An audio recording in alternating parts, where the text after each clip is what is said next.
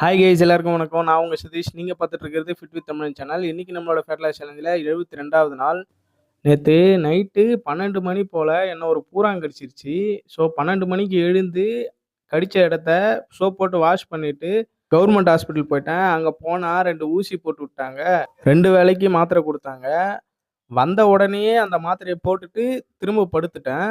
அதோட காலையில் 10:30 மணிக்கு தான் எழுந்தேன். எழுந்த உடனே தோசையும் எக்ஸும் சாப்பிட்டேன். அதுக்கப்புறம் மாத்திரை போட்டு திரும்ப படுத்துட்டேன். எழுந்ததும் ரைஸும் சிக்கனும் சாப்பிட்டேன். அதுக்கப்புறம் கொஞ்ச நேரம் தூங்கிட்டு ஒரு 4:30 மணி போல் மலை ஏற வந்துட்டேன்.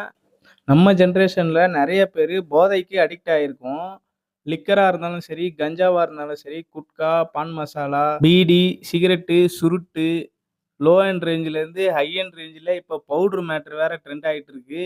பவுட்ரு, ஊசி, இது எல்லாத்துல இருந்தும் விடுபட்டு ஒரு ட்ரக் ஃப்ரீ சொசைட்டியாக நம்ம சொசைட்டி மாறணுங்கிறது தான் எல்லாரோட ஆசையும்.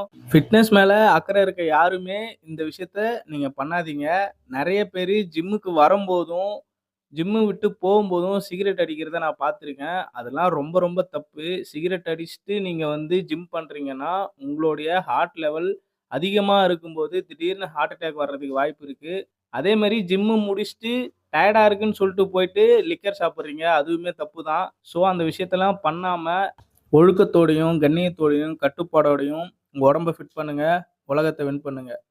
பாய்.